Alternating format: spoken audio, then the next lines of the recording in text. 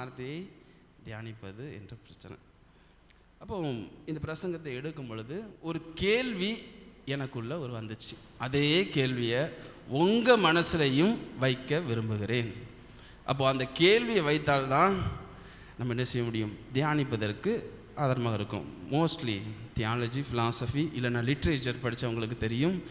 எந்த ஒரு thesis, literature மட்டும் இல்லை, சயின்ஸ் படித்தவங்களுக்கும் தெரியும். ஒரு தீசிஸ் ப்ரிப்பேர் பண்ணணும்னா பேசிக்காக என்ன தேவை, ஒரு ரிசர்ச் கொஸ்டின் தேவை. இப்போ ஆண்டோட வேதத்தை நாம் தியானிக்க போகிறோம். அதற்கு ஒரு கேள்வி தேவை. என்ன கேள்வி? நீங்கள் குணமடைய வேண்டுமா என்கின்ற கேள்வி.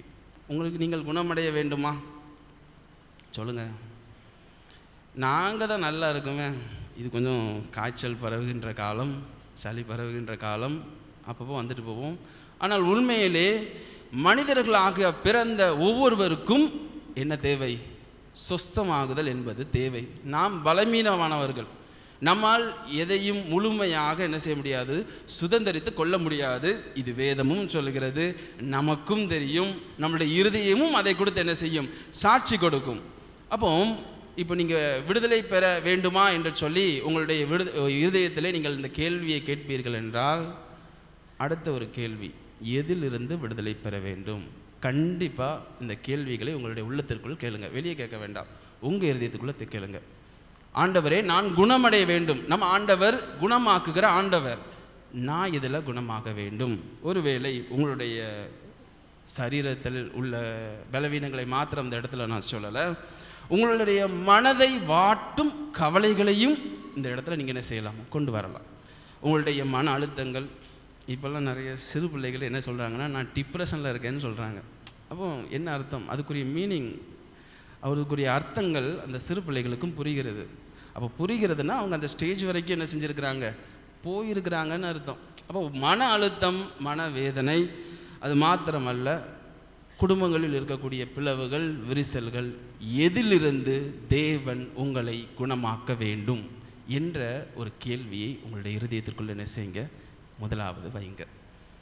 ஏன்னா நம்ம எங்கே இருந்து குணமாகணும் என்று சொல்லி நாம் அறிந்து கொண்டால்தான் தேவனிடத்தில் அதற்காக என்ன செய்ய முடியும், கேட்க முடியும். இப்போ உங்ககிட்ட திரும்பவும் அதே கேள்வி கேட்குறேன். நீங்கள் குணமடைய விரும்புகிறீர்களா? அல்லேலூயா. இன்னும் நிறைய பேருக்கு ஆண்டவர் என்னை குணமாக்கி விட்டார் அப்படின்ற விசுவாசத்தோடு இருக்கீங்க போலுக்கு. ரொம்ப நல்லது. நீங்கள் அனைவரும், நாம் அனைவரும் குணமாக வேண்டியவர்கள். நம்மளுடைய குணம், பரிபூரணமான குணம் இங்கு அல்ல, பரலோக ராஜ்யத்தில் என்ன செய்யும், கிடைக்கும். அதனுடைய மருத்துவம், அதனுடைய அறுவை சிகிச்சை இந்த பூமியில் நமக்கு என்ன செஞ்சிட்ருக்கு, நடந்துட்டுருக்குதுன்னு அர்த்தம். இந்த நாளிலும் உங்களுடைய இருதயத்தையும் உங்களுடைய சரீரத்தையும் ஆண்டவர் குணமாக்க விரும்புகிறார். அதற்கு நீங்கள்லாம் ஆம், ஆண்டவர் என்னுடைய இருதயத்தை குணமாக்க வேண்டும் என்று சொல்லி நீங்கள் நினச்சிங்கன்னா, உண்மையிலே ஆண்டவர் உங்கள் கூட என்ன செய்ய போகிறார், இன்னைக்கு பேச போகிறார். அல்லேலூயா. எத்தனை பேர் விசுவாசிங்கிறீங்க ஆண்டவர் என்னை குணமாக்குவார், என் கூட பேசுவார்னு சொல்லி? அல்லேலூயா. ஏன்னா அதற்காக தான் வந்திருக்கிறோம் இந்த இடத்துல. அவருடைய வசனத்தை தியானிக்க போகிறோம். அந்த வசனம் உங்களுக்கு பதில் சொல்லும், உங்கள் கேள்விகளுக்கு பதில் சொல்லும். உங்களுடைய இருதயத்தில் இருக்கக்கூடிய ரொம்ப ரொம்ப அடிப்படையான கேள்விக்கு அது என்ன செய்யும், பதில் சொல்லும். முதலாவதாக இந்த குணமாக்குதலை பற்றி பேசும் பொழுதுக்கு முன்பதாக ஒரு சில சம்பவங்களை சொல்ல ஆசைப்படுகிறேன். இந்த கொரோனா காலத்திற்கு முன்பதாக, செமினரிலாம் போவதற்கு முன்பதாக, அக்கௌண்ட்ஸ், நான் என்னுடைய பேசிக்காக சிஎம்ஏ செமி குவாலிஃபைட், நாங்கள் அக்கௌண்ட்ஸ் டிபார்ட்மெண்ட்டில் இருக்கும் பொழுது அநேக ஆசிரமங்களுக்கும் நிறைய பிஸ்னஸுக்கு அக்கௌண்ட்ஸ் பார்த்துக்கிட்டு இருப்போம். அப்போ ஒரு அநாத ஆசிரமத்துக்குள்ள போகும்போது அங்கே இருக்கிற பிள்ளைகள் எல்லாருமே ஒரு நோயினால் மொத்த அந்த ஆசிரமமே ரொம்ப ஒரு கொடிய வேதனையை பட்டு கொண்டிருந்த ஒரு நேரம். அப்போ போகும்பொழுது அந்த பிள்ளைகளுக்கு கவனிக்க ஆள் இல்லை. ஏன்னா ஒரு 50 பிள்ளைங்க இருந்தாங்கன்னா 1-2 பிள்ளைங்கன்னா என்ன செஞ்சுப்பாங்க, டேக்கர் பண்ணிப்பாங்க. ஆனால் 50 பிள்ளைங்களில் 40 பிள்ளைங்களுக்கு உடம்பு சரியில்லைன்னா எப்படி பண்ண முடியும்? பார்க்கும்போது ரொம்ப பரிதாபமாக இருந்துச்சு. போகட்டும். அடுத்ததாக இன்னொரு சம்பவம். கொரோனா காலத்துக்கு பிறகு செமினரிக்கு போயிருக்கும் பொழுது, செமினரி பக்கத்தில், வேதாகம கல்லூரிக்கு பக்கத்தில் ஒரு அநாத ஆசிரமம் உண்டு, ஒரு ஆர்ஃபனேஜ். அதில் ரொம்ப சிறு சிறு பிள்ளைகளை வச்சு வளர்ப்பாங்க. இந்த கொரோனாவுடைய பாதிப்பு அந்த பிள்ளைகளுடைய வாழ்க்கையிலே நேரடியாக காணப்பட்டுச்சு. அந்த பிள்ளைகளை கவனிக்க கூட என்ன கிடையாது, ஆட்கள் கிடையாது. அப்போ அந்த பிள்ளைகள் ரொம்ப கஷ்டப்பட்டாங்க. கண்ணால் பார்த்தோம். அநேக ஆண்டவருடைய ஊழியக்காரர்கள் மரித்தார்கள், அநேக திருச்சபையின் பிள்ளைகள் மரித்தார்கள். இப்படி அநேக சோகங்கள் என்ன செய்தது, இதெல்லாம் வந்துச்சு. இதெல்லாம் பார்க்கும் பொழுது நம்ம எல்லாருக்கும் வரக்கூடிய ஒரு கேள்வி, எதற்காக ஆண்டவரே? என் வாழ்க்கையிலையும் பாடுகள் இருக்குது, என் வாழ்க்கையிலையும் ஆண்டவருக்கு பிரியமாக நடக்கணும்னு சொல்லி நான் எல்லா காரியத்திலையும் கரெக்டாக இருக்கேன். எனக்கு ஏன் பாடுகள், எனக்கு ஏன் நோய், எனக்கு ஏன் இந்த கடினமான பாதை? இந்த கேள்வி இருக்கா இல்லையா? கண்டிப்பாக இருக்கணும். கண்டிப்பாக இருந்தால் தான் நம்ம செல்ஃப் கான்சியஸோட ஆண்டவருடைய வார்த்தையை நம்ம பார்க்குறோம்னு அர்த்தம். செல்ஃப் கான்சியஸோட நம்ம வாழ்கிறோம்னு அர்த்தம். எதுக்கு ஏசப்பா எனக்கு இந்த பாடுகள், கஷ்டமாக இருக்க, ஒரு குடும்பத்துக்குள்ள ஒரு பிரச்சனை, ஆண்டவரே கஷ்டமாக இருக்க, நான் என்னுடைய பிள்ளைகள்கிட்ட உங்கள் வசனத்தை சொல்ல போய் தானே எனக்கு இந்த பிரச்சனை, இல்லை உங்களுடைய வார்த்தைகளை நான் கடைபிடிப்பதுனால தானே சமுதாயத்தில் எனக்கு இவ்வளோ பிரச்சனை, நான் நல்லவனா உம்முடைய பாதத்தில் இருக்க போய் தானே என்னை எல்லாரும் ஒதுக்குறாங்க. இப்படிப்பட்ட சூழ்நிலைகள் உங்களுக்கு வந்திருந்தால் உங்களுடைய உள்ளம் இந்த கேள்வியை கேட்டிருக்கும், எதற்காக இந்த பாடுகள், எதற்காக இந்த நோய், எதற்காக இந்த குழப்பங்கள்? இந்த கேள்வியும் எனக்கு வந்தது. ஏன்னா முதல் கேள்வி என்னது, ஆண்டவரே நான் குணமடைய வேண்டும். இதை யோசித்த உடனே எனக்கு என்ன யோசனை வந்துச்சுன்னா, நான் ஆண்டவர்கிட்ட நான் நல்லா இருக்கிறேன்னு ஜெபம் பண்ணுறேன், எல்லாம் பண்ணுறேன், பரிசேயனுடைய ஜெபம் போல் என் ஜெபமும் இருந்துச்சு. நான் ஜெபம் பண்ணுறேன், எல்லாம் நல்லா பண்ணுறேன், பிறவியா எனக்கு பாடுகள் அப்படின்னு சொல்லும் பொழுது, வேதத்தை நாம் பார்த்தோம் என்றால் தேவன் ஒரு அழகான பதிலை நமக்கு இதுக்கு வைத்திருக்கிறார். இதுக்கு ஆண்டவர் டைரெக்டாக பதில் சொல்ல மாட்டார். உங்களுடைய இருதயத்துக்குள்ளே ஆண்டவர் என்ன பதில் சொல்கிறாருங்கிறத நீங்கள் தான் என்ன செய்யணும், தேடி கண்டுபிடிக்கணும். ஆனால் அதற்கு இது ஒரு ஹெல்ப் பண்ணும். அப்போ இந்த பகுதி வேதத்தில் இருக்கக்கூடிய பர்டிகுலராக இந்த பகுதியை பார்க்கும் பொழுது இந்த சந்தேகம் எனக்கு தீர்ந்தது. அதே காரியத்தை உங்களிடத்துல என்ன செய்கிறேன், கொண்டு வரேன். இலவசமாக பெற்றேன், இலவசமாக கொண்டு வந்திருக்கிறேன். இலவசமாக கொடுத்தா நம்ம மக்கள் என்ன செய்ய மாட்டாங்க, வாங்க மாட்டாங்க. ஆண்டவர் வாங்குவாங்க, ஆனால் அதை என்ன செய்வாங்க, அற்பமாக நினைப்பாங்க. ஆனால் ஆண்டவருடைய வார்த்தை அப்படிப்பட்டதல்ல. அது உங்களோடு கூட என்ன செய்யும், பேசும். அப்படி நான் தியானித்த புத்தகம் என்ன அப்படின்னு சொல்லி பார்த்தீங்கன்னா, அது யோபுவின் புஸ்தகம். எடுத்துக்கொள்ளலாம், யோபுவின் புஸ்தகத்தை திறந்து வைத்து கொள்ளலாம். அதிலிருந்து தான் இந்த யோபுவின் புஸ்தகத்தை வாசிக்கும் பொழுது நம்ம அனைவருக்கும் தெரிந்தது தான். மனுஷன் நல்ல மனுஷனாக இருந்திருப்பார், பாடுகள் பட்டிருப்பார். இதில் யார் மேலே தப்பு நீங்கள் சொல்லுவீங்க? உங்ககிட்ட முதல்ல பேசிக்கிடுவோம். இதில் யார் மேலே தப்பு? யோபு மேலே தப்பா? யோபு மேலே தப்பா? இல்லை, வேற யார் மேலே தப்பு? கேட்கல. சிநேகிதர் மேலே தப்பு, ரைட். வேற யோபுவுக்கு ஏன் அந்த பாடுகள்? சிநேகிதர் வர்றதுக்கு முன்னாலே பாடு வந்துட்டு, ஏன் இந்த பாடுகள், ஏன் இந்த போராட்டங்கள்? இந்த கேள்வியை அடிப்படையாக வைத்து இந்த பகுதியினை நாம் தியானிப்போம். யார் இந்த யோபு? எதற்கு இந்த யோபு புஸ்தகம் நம்மளுடைய வேதத்தில் இருக்குது? இந்த யோபு எங்கே வாழ்ந்து கொண்டிருந்தார்? இதெல்லாம் பற்றி கேட்டோன்னு வச்சுக்கிடுங்களேன். வசனம் சொல்லுது, ஊட்ஸ் என்னும் தேசத்திலே யோபு என்ன செஞ்சிட்டு இருந்தாராம்? பேர் கொண்ட ஒரு மனுஷன் இருந்தான். இந்த ஊட்ஸ் என்னும் பட்டணம் எங்கே இருக்குன்னு தெரியுமா யாருக்காவது? ஏதாவது ஒரு இஸ்ரேல் பக்கம் இருக்குமா? அது எங்கே இருக்குன்னு யாருக்கும் தெரியாது. நல்லா கேட்டுக்கிடுங்க. யோபு யாருன்னு தெரியாது, யோபு எங்கே வாழ்ந்தாருன்னு தெரியாது, இந்த கதை எப்படி வேதத்திற்குள் வந்ததுன்னு தெரியாது. உண்மையிலே இதனுடைய லிட்ரேச்சர் ஸ்டடீஸை பார்த்தீங்கன்னா, இது பொயட்ரியா, இல்லை உரைநடை வகையில் எழுதப்பட்டதா, இல்லை பாடலா, கவிதையா, ஒன்றுமே தெரியாது. இந்த புத்தகம் எதற்கு வேதத்தில் வந்திருக்குது, எப்படி வந்துச்சுன்னு சொல்லி யாருக்கும் தெரியாது. ஆனால் தேவன் இதை என்ன செய்திருக்கிறார், சேர்த்திருக்கிறார். ஏன்னா ஒரு மனுஷனை பற்றி சொல்ல வேண்டும் என்றால் ஒன்று, இப்போ ஆபிரகாமை பற்றி வேதத்தில் இருக்குது, மோசேயை பற்றி வேதாகமத்தில் இருக்குது.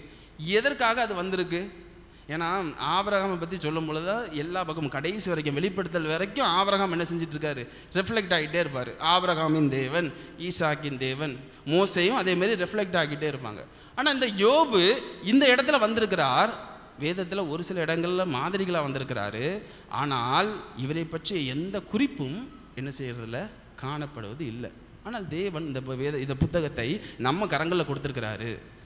இந்த வேதத்தில் இருக்கிற புத்தகங்களோடு இதை நம்ம பார்த்தோம் என்றால், இந்த வேதத்தோட பிற புத்தகம் கூட நம்ம பார்க்கும் பொழுது இந்த புத்தகம் தனித்து நிற்கிறது.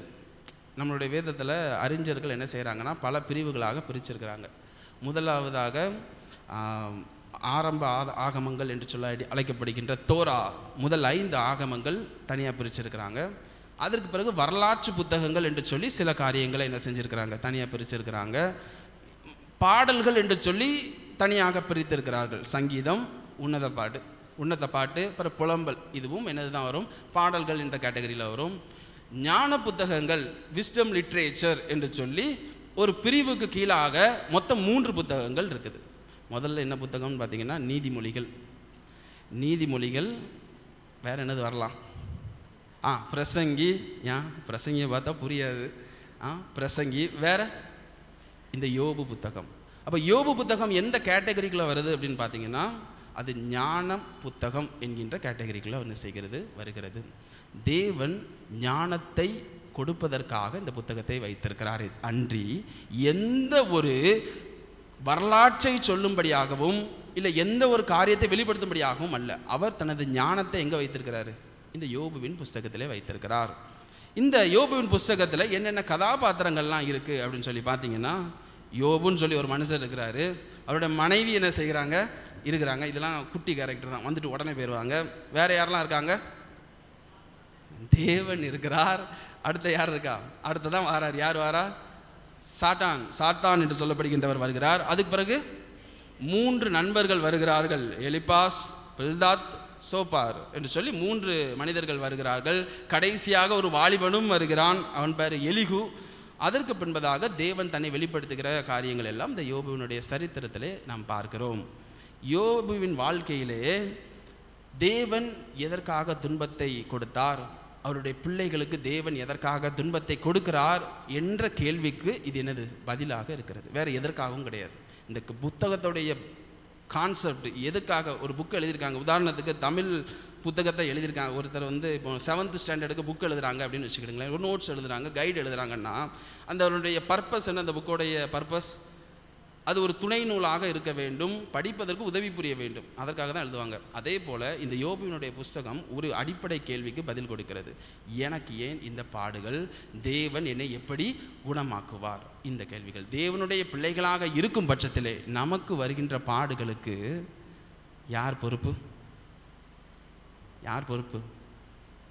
நாம் பொறுப்பா, ஆண்டவர் பொறுப்பா? சில பேர் என்ன செய்வாங்கன்னு பார்த்தீங்கன்னா, தான் வெட்டின குழியிலே என்ன செஞ்சுருவாங்க, விழுந்துருவாங்க. 2 வகையான பாடுகள் இருக்குது உலகத்தில். முதலாவது பாடு எப்படி இருக்கும் அப்படின்னு சொல்லி பார்த்தீங்கன்னா, ஒரு மனிதன் தவறு செய்வான், பாவத்தில் விழுந்து தண்டிக்கப்படுவான். மற்றொருவன் தவறே செய்திருக்க மாட்டான், ஆண்டவர் என்ன செஞ்சிருப்பார், அவர் மகிமைப்படும் விதமாக அவனுக்கு என்ன செஞ்சுருக்கும், பாடுகள் வந்திருக்கும். யோபு இதில் என்ன கேட்டகரியில் வந்திருக்கிறான் அப்படின்னு பார்த்தீங்கன்னா, 2வது கேட்டகரின்னு சொல்லுவாங்க, ஆனால் அது கிடையாது. தொடர்ந்து நாம் அதை பார்க்கலாம். தேவன் நம்முடைய வாழ்க்கையிலே பாடுகளை அனுமதிக்கிறார் என்றால் நமக்கு 3 காரியங்களை கற்றுத்தர விரும்புகிறார். முதலாவது என்ன காரியத்தை கற்றுத்தர விரும்புகிறார்? முதலாவதாக அனுமதி என்கின்ற ஒரு காரியத்தை என்ன செய்கிறார், கற்றுத்தருகிறார். அவர் அனுமதித்தாலொழிய உங்கள் வாழ்க்கையிலே எந்த ஒரு பாடுகளும் என்ன செய்யாது, வராது. அல்லேலூயா. வருமா வராதா? ஆண்டவர் அனுமதித்தாலொழிய உங்கள் வாழ்க்கையில் பாடுகள் வருமா வராதா? வருமா வராதா? அவர் அனுமதித்தால்தான் வரும். நீங்கள் அவருடைய பிள்ளைகளாக இருக்கும் பட்சத்தில் அவர் அனுமதிக்காமல் உங்கள் வாழ்க்கையில் என்ன வராது, பாடுகள் வராது. யோபுவின் கதையிலே நாம் இதை பார்க்கலாம். அவருடைய கதை ஒரு தேசத்திலே ஆரம்பிக்கிறது, ஊத்ஸ் என்னும் தேசத்திலே ஆரம்பிக்குது. ஆனால் உண்மையிலே அதற்கு கீழே இருக்கிற வசனங்கள் எல்லாம் பார்த்தோம் என்றால் யோபுவின் வாழ்க்கை, முன்னால் உள்ள வாழ்க்கையே சொல்லவே இல்லை. பரலோகத்தில் நடக்கின்ற சம்பாஷணைக்கு ஒரு ஆரம்பத்துக்காக தான் என்ன செஞ்சுருக்காங்க, இந்த ஊட்ஸ் என்று சொல்ல ஒரு தேசத்தை சொல்லியிருக்கிறாங்க. அந்த பரலோகத்தில் என்ன நடக்குது அப்படின்னு சொல்லி பார்த்தீங்கன்னா, ஆண்டவர் தன்னுடைய தூதர்கள் கூட்டத்தை எல்லாத்தையும் என்ன செய்கிறாங்க, கூப்பிட்டு அந்த இடத்துல யோபுவை பற்றி என்ன செய்கிறாரு சொல்லுங்க, என்ன சொல்கிறாரு, பெருமையாக பேசுகிறாருங்க. நீங்கள் பார்த்தீங்கன்னா வேதத்தில் 8வது வசனத்தில், யோபுவினுடைய சரித்திரம் 8வது வசனம் முதல் அதிகாரத்தில் பார்த்தோம் என்றால், கர்த்தர் சாத்தானை நோக்கி, என் தாசனாகிய யோபுவின் மேல் கவனம் வைத்தாயோ அப்படின்னு சொல்லி அவர் என்ன செய்கிறாரு, நம்ம சொல்லுவோம்ல அந்த மாதிரி அவரும் என்ன செய்கிறார், கேட்கிறார். நல்லா கேளுங்க. பாடுகள் முதலாவதாக எப்படி வரும் என்றால், ஆண்டவருக்கு நீங்கள் பிரியமாக இருக்கும் பட்சத்தில் என்ன வரும், பாடு வரும். ஏன் ஆண்டவர் உங்களை அங்கே சர்டிஃபை பண்ணிகிட்டு இருப்பார். என் தாசனாகிய சோ அண்ட் சோ, உங்களுடைய பேரை போட்டுக்கிடுங்க, இவர்கள் மேல் நீர் கவனம் வைத்தாயோ என்று சொல்லி தேவன் உங்களுக்காக எங்கே பேசுவார், அங்கே பரலோகத்தில் உங்கள் சார்பாக ஒரு சம்பாஷணை நடக்கும். அப்படி நடக்கும்போது சாத்தான் என்று சொல்லப்படுகின்ற ஒருத்தன் என்ன செய்கிறான், வருகிறான். சாத்தான், அது எபிரேயத்தில் சத்தான் என்று சொல்லி சொல்லப்படுவாங்க. அதற்கு அர்த்தம் என்ன அப்படின்னு சொல்லி பார்த்தீங்கன்னா, எதிராளி இல்லை கிளர்ச்சி செய்பவன் சொல்லி அர்த்தம். பேயெலாம் கிடையாது. நிறைய பேர் சாத்தான்னா என்ன நினச்சிப்பாங்கன்னா, பேயின்னு நினச்சிப்பாங்க. கிடையாது. அவன் எதிராளி, ஒரு போலியான ஒரு தோற்றத்தை உடைய ஒரு ஆண்டவருக்கு விரோதமாய் செயல்படுகின்ற ஒருவன். அப்போ அவன் வருகிறான், கேள்வி கேட்கிறான் ஆண்டவர்கிட்ட.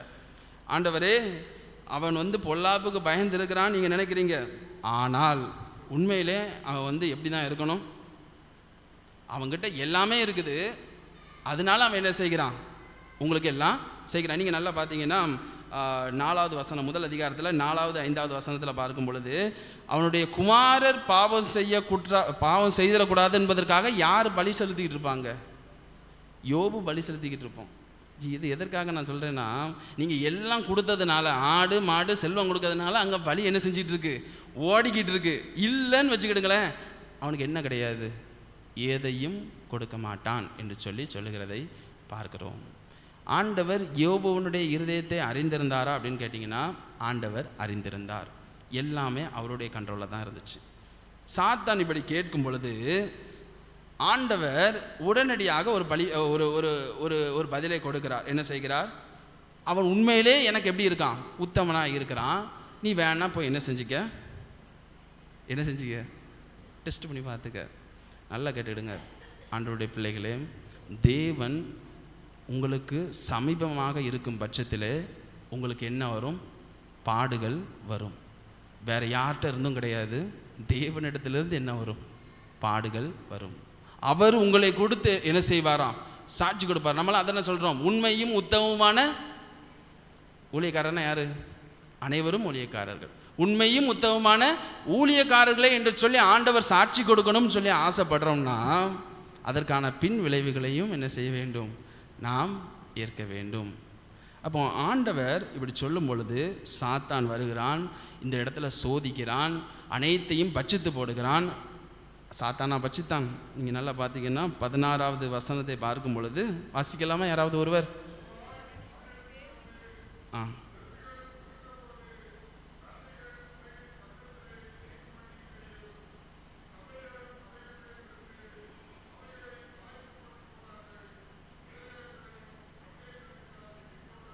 பதினாறாவது வசனம். வேறொருவன் வானத்திலிருந்து தேவனுடைய அக்கனி என்ன செஞ்சுச்சான், இறங்குச்சான். அங்கே பட்சித்து போட்டது யார சொல்லுங்க? இதே காரியத்தை தான் ஆரோனுடைய குமாரர்களுக்கும் நடந்துச்சு, ஏலியுடைய குமாரர்களுக்கும் நடந்துச்சு. நீங்கள் நல்லா பாருங்கள், அவங்களுடைய பிள்ளைகளை அழித்து போட்டது என்னது, தேவனுடைய அக்னி. அதை தான் அந்த அக்னி தான் யார் அழிச்சு போட்டுச்சுன்னு சொல்கிறாங்கங்க, யோபுவனுடைய இதை. அப்படின்னா சுற்றி இருக்கவங்களாம் என்ன பேசியிருப்பாங்க, தேவனுடைய அக்னி உங்கள் குடும்பத்தில் இருக்கவங்களெல்லாம் அழிச்சு போட்டுச்சு.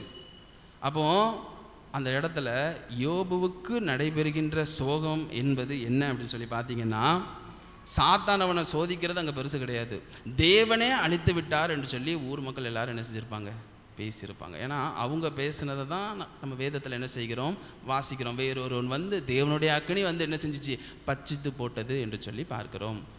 முதலாவதாக நான் உங்ககிட்ட என்னன்னு சொன்னேன், ஆண்டவருடைய அனுமதியால் தான் உங்களுடைய வாழ்க்கையிலே அனைத்தும் என்ன செய்யும், நடைபெறும். ஆண்டவர் எல்லாவற்றிற்கும் இங்கே விதி வைக்கிறார்.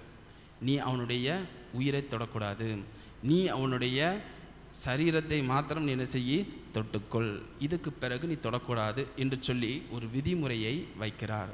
எனக்கு அன்பான தேவனுடைய ஜனமே, தேவன் உங்கள் வாழ்க்கையிலே பாடுகளை அனுமதித்தார் என்றால் அந்த பாடுகள் உங்களுக்கானவை என்பதை நாம் என்ன செய்ய வேண்டும்?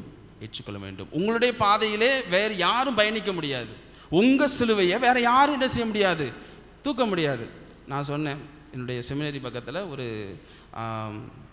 ஆர்ஃபனேஜ் இருந்துச்சு. அந்த ஆர்ஃபனேஜுக்கு போகும் பொழுது அநேக பிள்ளைகள் உடம்பு சரியில்லாமல் இருந்தாங்கன்னு சொன்னேன். அதே நேரத்தில் அன்றைக்கி அந்த டைம் கிறிஸ்மஸ் டைம். அப்போ போகும்பொழுது அந்த பிள்ளைகளுக்கு கிஃப்ட்லாம் வாங்கி கொடுத்துட்டு எங்களுடைய செமினரியோட பிரின்சிபல் சார் வந்து பேச சொன்னோம், பிரசங்கம் கொடுக்க சொன்னோம். அந்த பிள்ளைங்களுக்கு என்ன பிரசங்கம் கொடுக்க முடியும் நீங்கள் நினைக்கிறீங்க? தாய் தந்தை இல்லா பிள்ளைகள், கொரோனாவில் பாதிக்கப்பட்டிருக்காங்க, கவனிக்கிறதுக்கு ஆட்கள் கிடையாது, என்ன பிரசங்கம் கொடுக்க முடியும்? அப்போ அவர் பிரசங்கம் கொடுக்கும் பொழுது ஒரு சில வார்த்தைகளை சொல்லும் பொழுது ரொம்ப அழகாக ஒரு வார்த்தை சொன்னார். தேவன் உங்களால் இந்த காரியத்தை தாங்கிக் கொள்ள முடியும் அப்படின்ட்டு தான் உங்களுக்கு என்ன செஞ்சிருக்கிறாரு? இதை அனுமதித்திருக்கிறார். இதே சிச்சுவேஷனில் என் பையன் நின்னா அவன் பிழைச்சிருப்பான்னு நினைக்கிங்க அப்படின்னு சொல்லி கேட்டார். அப்போ அதே வார்த்தையை தான் ஆண்டவர் உங்களை பார்த்தும் சொல்லுகிறார். உங்களுடைய பாடுகள் அது உங்களுக்கானவை. உங்களுடைய சிலுவையை உங்களால் அன்றி வேறு யாராலும் என்ன செய்ய முடியாது? தூக்க முடியாது. தேவன் உங்களுக்கு அனுமதித்திருக்கிறார் அதை என்பதை நீங்கள் என்ன செய்ய வேண்டும்? அறிந்து கொள்ள வேண்டும். இந்த விசுவாசம் தான் உங்களை அடுத்த கட்டத்திற்கு என்ன செய்யும்? நகர்த்தி கொண்டு செல்லும். வேதாகமத்தில் ஒரு மனுஷர் இருக்கிறார், இதே போல் லாசரு என்று சொல்லி ஒரு மனிதர். அந்த லாசரு என்ன செய்கிறார்னு பார்த்தீங்கன்னா, நோய்வாய்ப்பட்டு இருக்கிறார். ஆண்டவர் அவர் வீட்டுக்கு வரணும். ஆக்சுவலி அவர் ஆண்டவர் வந்து என்ன செய்யணும்? ஆண்டவராகிய இயேசு கிறிஸ்து அவர் வீட்டுக்கு வரணும். ஆனால் நம்முடைய ஆண்டவர் வேணும்னே என்ன செய்கிறாரு? நேரத்தை தாமதப்படுத்துகிறார். வேதத்தில் பார்க்கும் பொழுது சொல்கிறோம், தேவன் வேண்டுமென்றே அவர் என்ன செய்கிறார்? தாமதப்படுத்துகிறார். யோவான் 11வது அதிகாரத்தில் இது காணப்படுகிறது. அந்த தாமதம் எங்கே கொண்டு போய் முடியுது? எங்கே கொண்டு போய் முடியுது? அவன் செத்து போயிட்டான். செத்து போன பிறகு மொத்தத்துக்கு முடிஞ்சிச்சு. எல்லாரும் அலுவல், ஒரே அலுவல், மாத்தாள் மரியாள் எல்லாரும் ஒரே கூப்பாடு. அங்கேருந்து எல்லாரும் அந்த நியூஸ் எங்கே வந்துச்சு? ஆண்டவர் இருக்கின்ற இடத்துக்கு வந்துச்சு. அப்பந்தான் ஆண்டவர் என்ன செய்கிறார், என்ன சொல்லுகிறார் அப்படின்னு சொல்லி நம்ம வேதத்தில் பார்த்தோம் என்றால், யோவான் 11வது அதிகாரத்தில் 4வது வசனத்திலேருந்து வாசிக்கலாம். 14வது வசனத்திலேருந்து வாசிக்கலாமா? அப்பொழுது இயேசு அவர்களை நோக்கி, லாசரு மரித்து போனான். இது யார்கிட்ட சொல்றான்னா? சீஷர்கள் கிட்ட சொல்றாரு. லாசரு மரித்து போயிட்டான் அப்படின்னு சொல்லி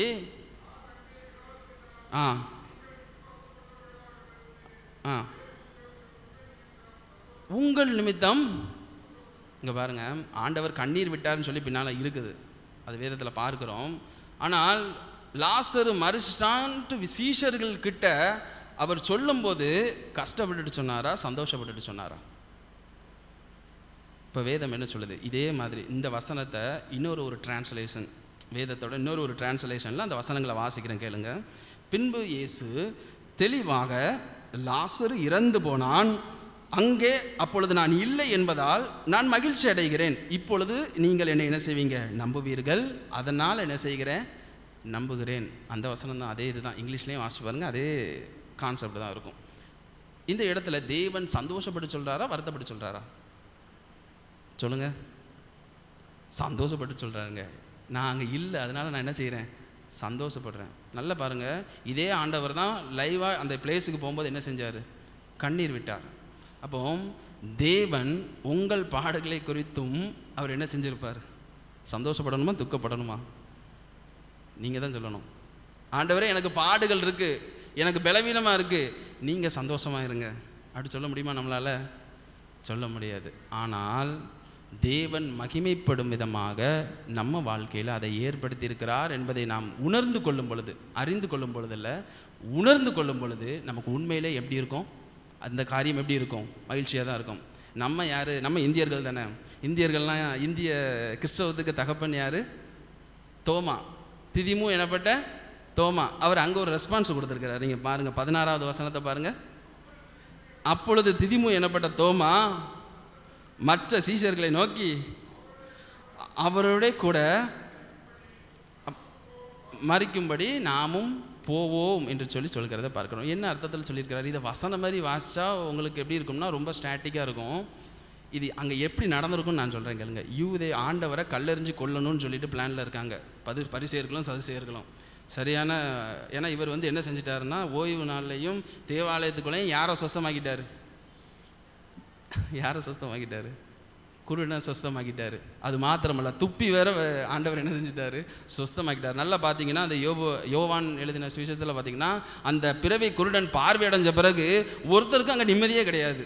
அது அப்பாவை பிடிச்சி கேட்பாங்க, அவனை பிடிச்சி கேட்பாங்க, பிடிச்சி அவங்களுக்கு தூக்கமே கிடையாது. ஏன்னா லைவாக ஒருத்தன் கண்ணு தெரியாமல் இருந்தால் திடீர்னு கண்ணு வந்துட்டு இப்போ இவங்களுக்கு என்ன செய்யனே தெரியல. அங்கே போனால் கல்லெறிஞ்சு என்ன செஞ்சுருவாங்க? கொன்றுவாங்க. ஆண்டவர் கொஞ்சம் தாமதப்படுத்தினார், அவன் இறந்து போயிட்டான்.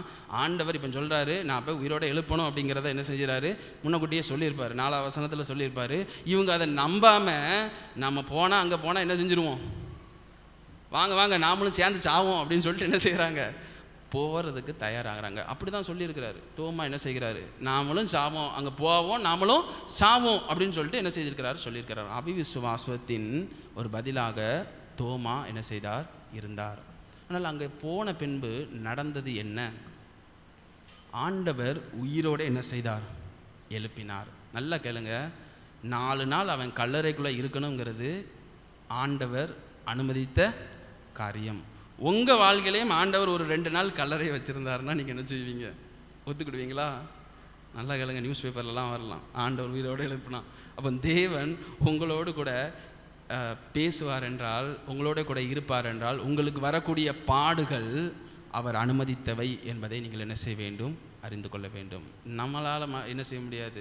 அதை ஹேண்டில் பண்ண முடியாது. அவர் அனுமதிச்சிருக்காரு, அதனால தான் நம்ம வாழ்க்கையில் வருது அப்படிங்கிறத நம்ம நினைக்க வேண்டும். அப்படி நினைத்தால்தான் நம்மளால் என்ன செய்ய முடியும்? குணமடைய முடியும். முதலாவது குணமடைவதற்கு முதல் பாயிண்ட் நம்ம என்ன செய்யணும்? அவர் அனுமதியோடு நடக்கிறதுங்கிறதை நம்ம அறிந்து கொள்ள வேண்டும். இரண்டாவதாக, ஆண்டவர் அனுமதித்தார். எதற்காக அனுமதித்தார்? அந்த நேரத்தில் அவர் நமக்கு ஒரு அனுபவத்தை என்ன செய்கிறார்? தருகிறார். முதலாவதாக என்ன சொன்னேன்? அனுமதி. ரெண்டாவது அனுபவம். தேவன் அனுபவத்தை தருகிறார் நமக்கு.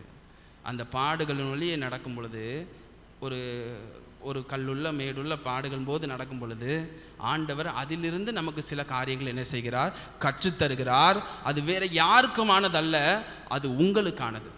உங்கள் வாழ்க்கைக்கு தேவையான பாடங்களை ஆண்டவர் கற்றுத்தருவார் என்றால் எப்படி தான் கற்றுத்தருவார்? இப்படி தான் கற்றுத்தருவார். பாடுள்ள இடங்களிலே உங்களை நடத்தி சென்று கற்றுத்தருவார். யோபுனுடைய காரியத்தை நம்ம பார்த்து கொண்டிருந்தோம். யோபுடைய வாழ்க்கையிலே அந்த 3 காரியங்கள், 3 வகையான பாடுகள் அவனுடைய வாழ்க்கையிலே காணப்பட்டுச்சு. முதல் பாடு என்ன அப்படின்னு சொல்லி பார்த்தீங்கன்னா, அவனுடைய வாழ்க்கையிலே பல இழப்புகள் காணப்பட்டுச்சு. பிள்ளைகள் போயிட்டாங்க, சேர்த்து வச்சிருந்த செல்வம் போயிட்டு, ஆடு மாடுகள் போயிட்டு, எல்லாமே என்ன செஞ்சுட்டு போயிட்டு. முதல் இழப்பு, தன்னுடைய சொத்து சுகங்கள் பிள்ளைகள் எல்லாவற்றையும் என்ன செய்கிறான்?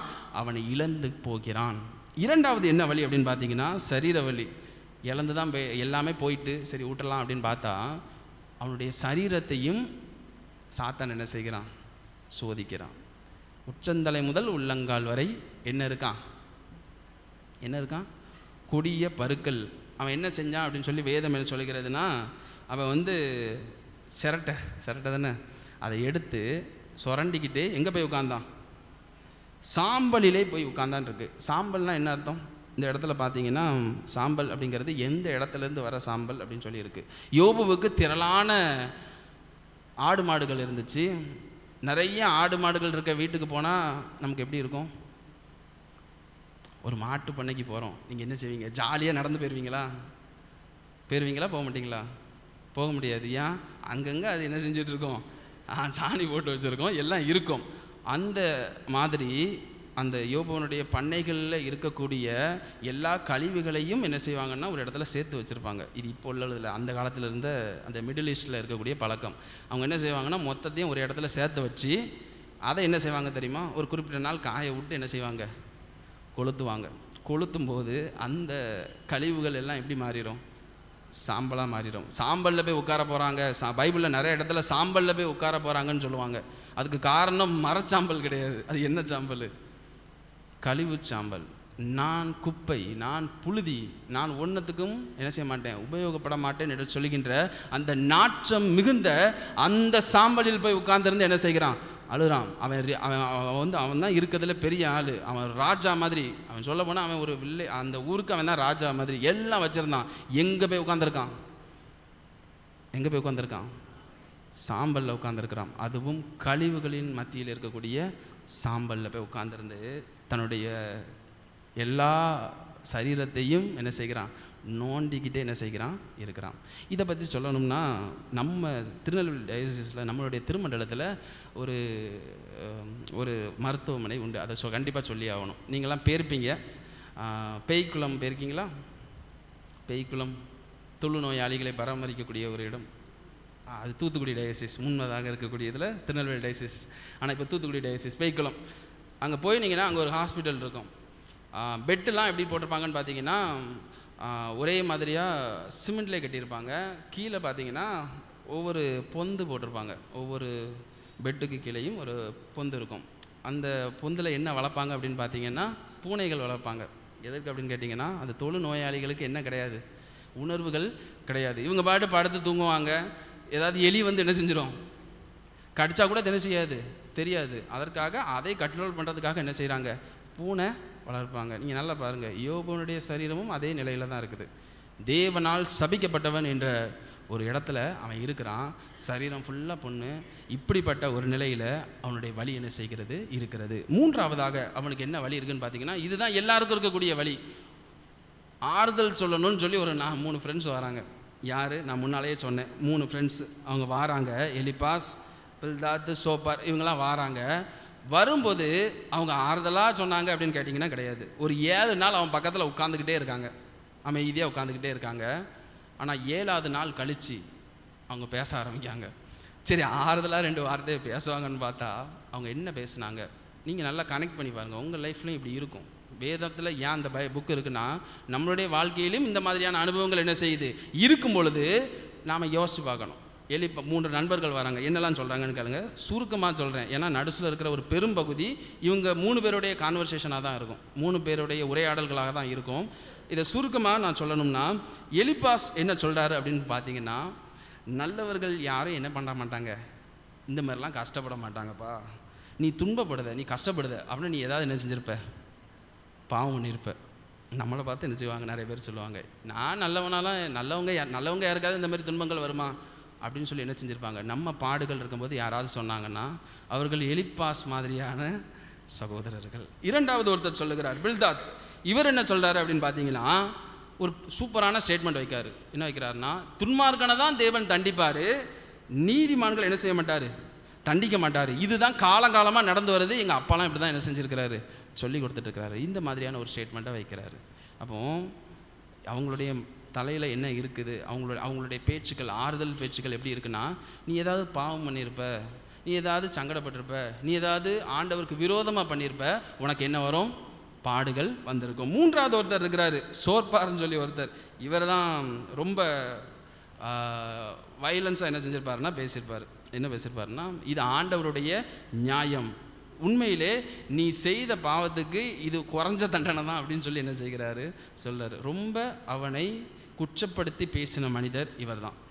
அடுத்த 4வது ஒரு மனிதர், அது கடைசி வருவார், ஒரு வாலிபன். அவர் வந்து சொல்லும் பொழுது என்ன சொல்கிறாருன்னு பார்த்தீங்கன்னா, இது இப்போ நீ பண்ண பாவத்துக்கு தண்டனை கிடையாது, எதிர்காலத்தில் நீ சில பாவங்களை பண்ண போகிற, ஆண்டவர் அதிலிருந்து உன்னை தப்புவிக்கணும்னு சொல்லிட்டு என்ன செய்கிறாரு, உன்னை என்ன செய்திருக்கிறாரு, இந்த மாதிரி கஷ்டப்படுத்திட்டு இருக்கிறாரு. ஸோ நீ இப்போ கஷ்டப்படுறன்னா என்ன அர்த்தம், பிற்காலத்தில் நீ எப்படி இருப்ப, நல்லா இருப்ப. 10th எக்ஸாம் எழுத போகும்போதோ இல்லை 12th எக்ஸாம் எழுத போகும்போதோ பெற்றோர்கள் சொல்கிறக்கா பொதுவான ஒரு வார்த்தை இதுதான். என்ன சொல்லுவாங்க, இப்போ நீ கஷ்டப்பட்டு அதை தான் நம்பிட்டோம். 10th படிக்கும்போது சொன்னாங்க, சரி முடிஞ்சிடும்னு பார்த்தா 12th வந்துடுச்சு, சரி அதோடு முடிஞ்சிச்சுன்னு பார்த்தா நான்லாம் சிஏ படிக்க போகும்போது அங்கே ஒவ்வொரு சப்ஜெக்ட்லேயும் ஃபெயில் ஆகிட்டோம்னா திரும்ப முதல்லேருந்து எழுதணும். அங்கே போனால் அது முடிஞ்ச பாடே கிடையாது. திரும்பி செமினரி போனால் அதையும் முடிஞ்ச பாடு. சரி எல்லா படிப்பும் முடிச்சாச்சு அப்படின்னு சொல்லி வந்திருந்தா எங்கே எக்ஸாமு, டயசிஸ்லேயும் எக்ஸாமு, அதுக்கு பிறகு முடிஞ்சிடும் அப்படின்னு சொல்லி பார்த்தா வேலை பார்க்குற இடத்துலையும் என்ன உண்டு? பாடுகள் உண்டு. அதோடு முடிஞ்சிச்சான்னு பார்த்தா முடியாது. ஏன்னா மரண பரியந்தம் போராட்டம் என்ன செஞ்சிட்டு இருக்கோம்? தொடர்ந்து கொண்டே அது காணப்படும். அப்போ இந்த மனிதர்கள் சொல்லுகின்ற காரியம் என்ன? நாம் கஷ்டப்பட்டோம்னா தேவனை குறை சொல்லக்கூடாது. யார் தான் காரணம்? இப்படி சொன்ன உடனே தான் யோபுவுக்கு கோபம் வந்துட்டு. என்ன கோபம் வந்துட்டுனா, நான் தப்பு பண்ணியிருந்தேன்னா ஆண்டவரே நீங்கள் என்ன செய்யுங்க, வாங்க என் கூட என்ன செய்யுங்க, வாங்க. யோபு 23வது அதிகாரத்தில் நம்ம பார்க்கலாம். யோபு எடுத்தவர்கள் வாசியுங்கள். யோபு 23 3வது 4வது வசனம். நான் அவரை எங்கே கண்டு சந்திக்கலாம் என்பதை அறிந்தால், இது யாரை சொல்கிறார் தெரியுமா? ஆண்டவரை இருக்காரு. ஆண்டவரே உங்களை எங்கே பார்க்கலாம் சொல்லுங்க அப்படின்னு சொல்கிறாரு. தொடர்ந்து வாசிக்கலாம்.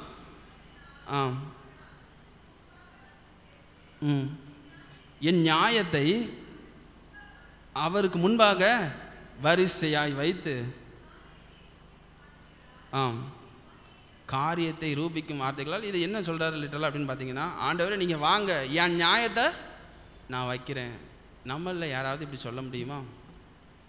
வாங்க ஏசப்பா நான் வைக்கேன், என் பாயிண்ட் ஆஃப் வியூ கரெக்டு, அப்படி வைக்க முடியுமா? நம்மளால் வைக்கவே முடியாது. ஆனால் யோபு வைக்கிறார். யோபுவுக்கு தேவனும் சாட்சி கொடுத்துருக்கிறார், அவன் சன்மார்க்கன் என்று சொல்லி.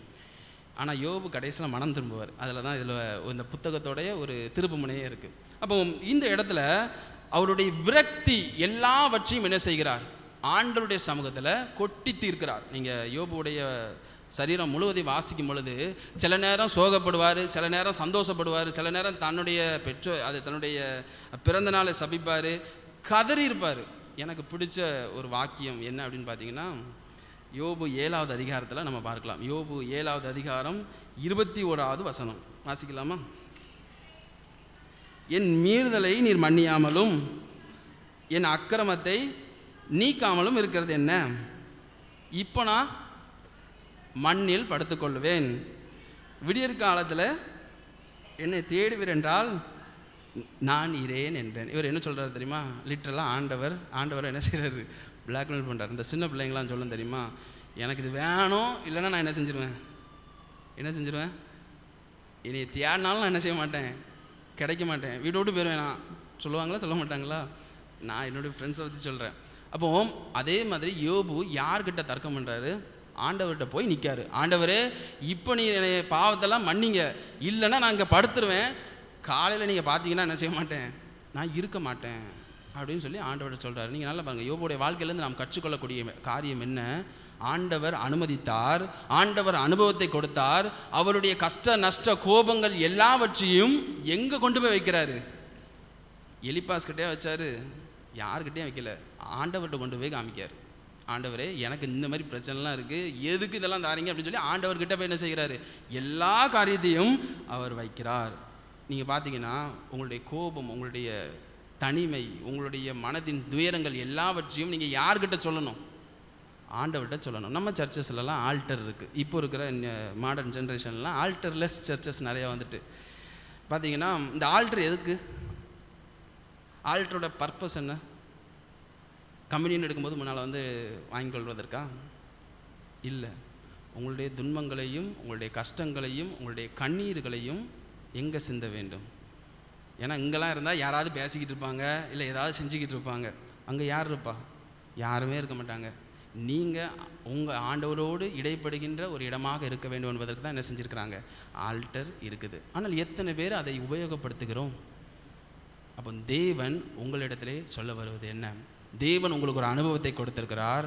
அந்த அனுபவத்திலிருந்து உங்களுடைய பாரங்கள் எல்லாவற்றையும் ஆண்டவரிடத்தில் என்ன செய்ய வேண்டும்? வைக்க வேண்டும். வைப்பீங்களா? ஏன்னா அப்போ தான் குணமாக முடியும். வைக்கலைன்னா என்ன செய்ய முடியாது? குணமாகவே முடியாது. அவர் டாக்டரு, அவர் சொல்லிட்டாரு என்ன சொல்லணும்? இந்த வழியாக தான் கடந்து போகணும், வலிக்கும் அப்படிங்கும்பொழுது நீங்கள் அப்பப்போ போய் டாக்டரை பார்த்துக்கிட்டா தான் என்ன உண்டு, உங்களுக்கு கொஞ்சம் எப்படி இருக்கும்? ஆறுதலாக இருக்கும். டாக்டர்கிட்ட மாத்திரை வாங்கியாச்சு, நான் கஷ்டப்பட்டுட்டு பல்ல கடிச்சிட்டு இருப்போம்னா நம்மளால் என்ன செய்ய முடியாது? இருக்க முடியாது. அவர் தருகின்ற ஆறுதல், அவர் தருகின்ற ட்ரீட்மெண்ட்ஸ் நமக்கு என்ன செய்யதும் தேவை. அதற்கு நீங்கள் உங்களை ஆண்டவருடைய சமூகத்திலே ஒப்பு கொடுக்க வேண்டும். நீங்கள் முழுமையாக ஊற்றிவிட வேண்டும். அண்ணால் என்ன செய்தார்? ஊற்றி விட்டாள். ஆண்டவருடைய சமூகத்திலே அவள் ஊற்றி விட்டாள். நீங்களும் ஊற்ற அழைக்கப்படுகிறீர்கள். அன்னாள் மட்டுமான்னு சொல்லி பார்த்தா கிடையாது. தாவீதுடைய சங்கீதத்திலையும் நம்ம பார்க்கிறோம். அது மாத்திரமல்ல, ஆண்டவராகிய இயேசு கிறிஸ்துவும் கெச்சமனே தோட்டத்தில் இதே காரியத்தை தான் என்ன செய்கிறார். அவர் தன்னுடைய பாரத்தை, அங்கலாய்ப்பை, எல்லாவற்றையும் ஆண்டவருடைய சமூகத்திலே ஊற்றி விடுகிறார். தேவன் உங்களிடத்தில் எதிர்பார்ப்பது போலியான புன்னகைகளை அல்ல. ஆண்டவரே எனக்கு இந்த பாடுகளை தந்திருக்கீங்கன்னு சொல்லி சிரிச்சிட்டு இருக்க ஆண்டவர் உங்களை அழைக்கலை. கண்ணீர் விட்டு ஜெபிக்கிறதுக்கு என்ன செஞ்சிருக்கிறாரு? அழைத்திருக்கிறார். அல்லேலூயா. கடைசியாக ஒரு காரியம் முடிஞ்சு போச்சு. கடைசியாக அவர் உங்களுக்கு இந்த பாடுகளை எல்லாம் தருகிறார், அனுமதித்திருக்கிறார், அனுபவத்தை தருகிறார். கடைசியாக அவர் உங்களுக்கு என்ன தருகிறார் தெரியுமா? புது அடையாளத்தை தருகிறார். புது அடையாளமா? அது என்ன அடையாளம்? யோபுடைய புஸ்தகத்தில் யோபுவுக்கு ஆண்டவர் பதில் கொடுத்தாரா? அவன் கேட்ட கேள்விக்கெல்லாம் பதில் கொடுத்தாரா அப்படின்னு கேட்டிங்கன்னா கிடையாது. ஆண்டவரே என் நியாயத்தை கேளுங்க, நான் என் நியாயத்தை வரிசையை அடிக்க வைப்பேன் அப்படின்னு சொல்கிறாரு. ஆனால் ஆண்டவர் அவனுடைய நியாயத்தை கேட்டாரா அப்படின்னு கேட்டிங்கன்னா கிடையாது. ஆனால் ஆண்டவர் ஒரு விஷயத்தை காமிச்சார். என்ன காமிச்சார்னு பார்த்தீங்கன்னா, ஒரு டூர் கூட்டு போனார். எங்கே கூட்டு போனார்னு பார்த்தீங்கன்னா, உலகம் ஃபுல்லாக டூர் கூட்டு போகிறார். அவர் படைத்த எல்லா விஷயத்தையும் காண்பிக்கிறார். என்னெல்லாம் காமிச்சார்? 38 அதிகாரத்தில் வாசிக்கிறோம். கடைசி 2 அதிகாரங்கள் ஆண்டவர் பேசின காரியங்கள். 38வது அதிகாரத்தில் பார்க்கிறோம், நான் பூமியை அஸ்திவாரப்படுத்தும் போது நீ எங்கே இருந்தாய்? ஆண்டவர் கேள்வி கேட்குறாரு. இப்போ நீ என்னைய கேள்வி கேட்குற, நான் நியாயவான் அப்படிங்கிறதுக்கு நீ நியாயத்தை அடுக்கிக்கிட்டே போகிற, நீ நிறைய கேள்விகள் கேட்டுட்ட, ரொம்ப சந்தோஷம். நான் பூமியை அஸ்திவாரப்படுத்தும் போது நீ எங்கே இருந்த? அடுத்த கேள்வி கேட்குறாரு. 38 அதிகாரமே கேள்வியாக தான் இருக்கும். விடியற் காலத்து நட்சத்திரங்கள் ஏகமாய் பாடி தேவபுத்திரர் எல்லாரும் கம்பீரித்த போது சமுத்திரத்தை அடைத்தவன் யார்? ஆண்டவர் கேள்வி கேட்கிறார். பனி கிடக்கும் இடங்களுக்கு நீ போனதுண்டா? கல்மலை கிடக்கும் இடங்களை பார்த்ததுண்டா? ஆண்டவர் என்ன சொல்ல விரும்புகிறார்? இந்த உலகம் ரொம்ப பெருசு. நம்மளுடைய சிறு மூளை நம்முடைய சரீரத்தை தான் யோசிக்கும். ஆனால் ஆண்டவர் உங்களுக்கு காண்பிக்க விரும்புவது என்ன? ஆண்டவர் இந்த உலகத்தை பார்க்க சொல்கிறார். இவ்வளவு காரியத்தை பெர்ஃபெக்டாக செஞ்ச எனக்கு உன் சரீரத்தை குணமாக்க முடியாதா? இல்லை உன்னுடைய உறவுகளை சீர்படுத்த முடியாதா? ஆண்டவர் கேட்குற கேள்வி, ஆண்டவர் திரும்ப நம்மளிடத்தில் கேட்குற கேள்வி இதுதான். எல்லாவற்றையும் கரெக்டாக பெர்ஃபெக்டாக ஆண்டவர் சொல்லபடி பார்த்தோம் என்றால் எல்லாவற்றையும் நல்லது என்று கண்டார் என்று சொல்லி வேதத்தில் வாசிக்கிறோம். எல்லாவற்றையும் நன்றாய் படைத்த ஆண்டவருக்கு நம்முடைய சரீரத்தையும் நம்முடைய உள்ளத்தையும் அழுவ வைக்கிறதா அவருக்கு வேலை கிடையாது. ஆண்டவர் நம்மளோடு சொல்லக்கூடிய காரியம் என்ன? இந்த யோபுவுடைய புஸ்தகத்திலிருந்து எல்லாவற்றையும் படைத்த ஆண்டவர் நம்மையும் நம்முடைய பாடுகளையும் நன்மைக்காக என்ன செய்திருக்கிறார்? கொடுத்திருக்கிறார். அது நம்மளை விழுங்கி விடாது. விழுங்கினாலும் யோனாவை துப்புன மாதிரி என்ன செஞ்சிடும்? 3 நாள் கழிச்சு என்ன செஞ்சிடும்? மீன் துப்புன மாதிரி என்ன செஞ்சிடும்? துப்பிட்டு போயிடும். அப்போ தேவன் நம்மக்கிட்ட சொல்லுகிற காரியம், ஆண்டவருடைய மகத்துவங்களை காண அழைக்கப்படுகிறோம். நீங்கள் நல்லா பார்த்தீங்கன்னா யோபு ஒரு பதில் சொல்லுவார். 42வது அதிகாரத்தில் பார்த்தோம் என்றால், யோபு 42ஆம் அதிகாரம் 5வது வசனம் 6வது வசனம், என் காதினால் உம்மை குறித்து கேட்டேன். யோபு பலி செலுத்தினாரா? செலுத்தினார். அவங்க அப்பா அம்மா சொல்லி கொடுத்துருப்பாங்க, செஞ்சிருப்பார். இந்த பாவம் பண்ணால் பலி செலுத்தணும் சொல்லி கொடுத்துருப்பாங்க, செஞ்சிருப்பார். இவ்வளோ நாள் நான் கேட்டேன், செஞ்சேன். தொடர்ந்து வாசிங்க. இப்பொழுதோ என் கண்கள் உம்மை காணுகிறது, ஆகையால் நான் என்னை அருவருத்து தூளிலும் சாம்பிலும் இருந்து என்ன செய்கிறேன்னா மனஸ்தாபப்படுகிறேன் என்று சொல்கிறேன். இதில் ஒரு அருமையான வார்த்தை என்னென்னா, நான் கேள்விப்பட்டிருந்தேன், இப்போ நான் என்ன செய்கிறேன்?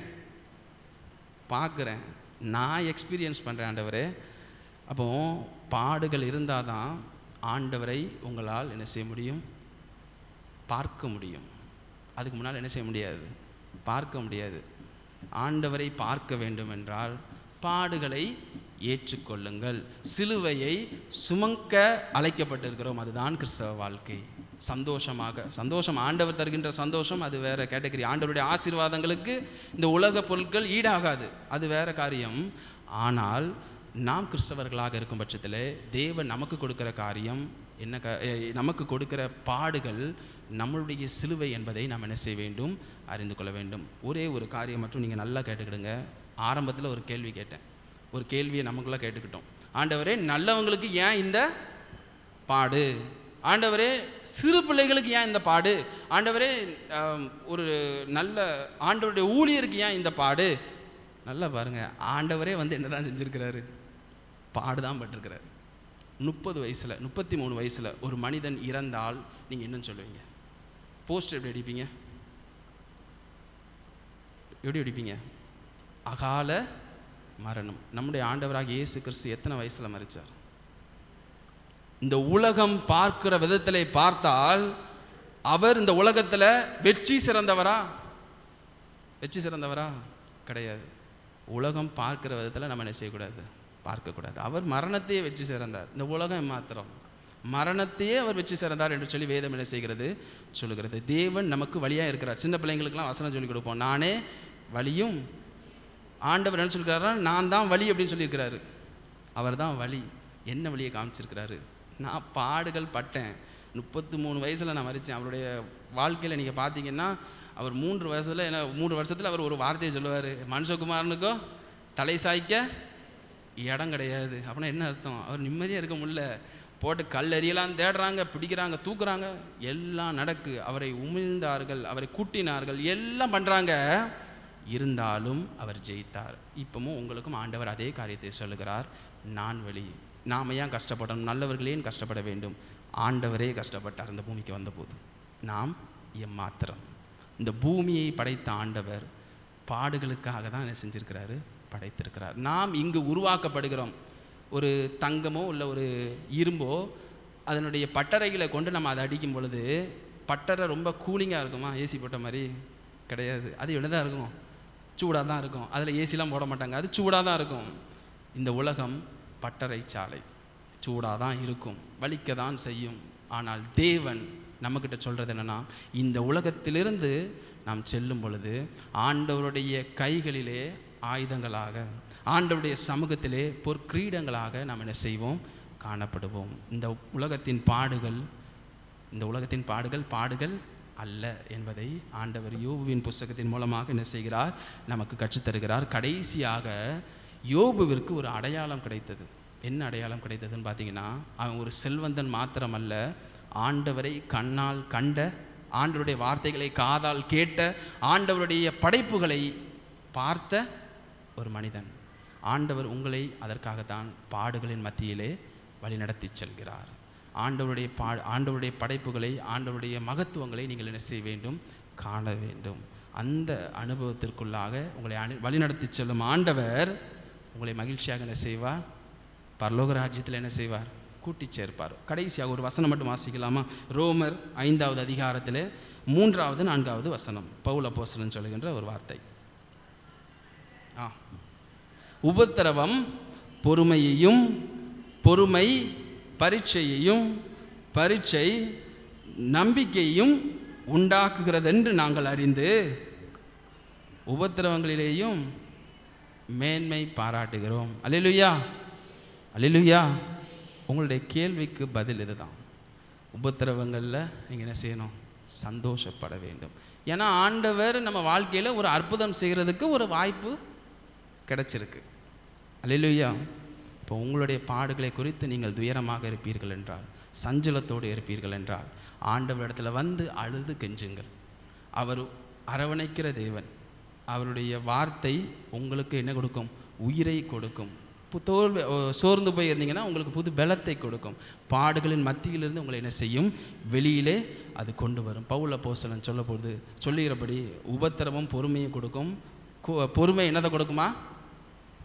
பரீட்சையை கொடுக்குன்னு போட்டிருக்கு. ஆனால் இங்கிலீஷில் பார்த்தீங்க, இல்லை வேறு மொழிபெயர்ப்பில் பார்த்தீங்கன்னா அந்த பொறுமை பலத்தை கொடுக்கிறது. அப்படின்னு என்ன அர்த்தம்? we are strengthening. நம்ம பாடுபட நம்மளுடைய இருதயம் நொறுக்கப்பட அது இன்னும் எப்படி மாறிக்கொண்டு இருக்கிறது? கடினமாக மாறிக்கொண்டிருக்கிறது. அது ஆண்டவருக்கு நேராக கடினமாக மாறணும், ஆண்டவருக்கு விரோதமாக கடினமாக மாறணும்னா பார்வோன் இருதயத்தை கடினப்படுத்தினது போல் நம்மளுடைய இருதயம் என்ன செய்யும்? கடினப்பட்டு போகும். தேவன் நம்மை அதற்காக அழைக்கிறார். யோபுவினுடைய புஸ்தகத்திலிருந்து நாம் 3 காரியங்களை பார்த்திருக்கிறோம். தேவன் நம்மை குணமாக்க வேண்டுமென்றால் அவர் முதலாவதாக இது வழியாக கொண்டு போவார். அவர் அனுமதித்த பாடுகளின் வழியை கொண்டு செல்வார். அவர் நமக்கு அனுபவங்களை கற்றுத் தருவார். அவர் புது அடையாளத்தை என்ன செய்வார்? நமக்கு தருவார். ஆண்டவர் உங்களுக்கு கொடுத்திருக்கிற அடையாளம் என்ன என்பதை நாம் சிந்தித்து பார்ப்போம். தேவன் நம்மை ஆசீர்வதித்து வழி நடத்துவாராக. ஆமென்.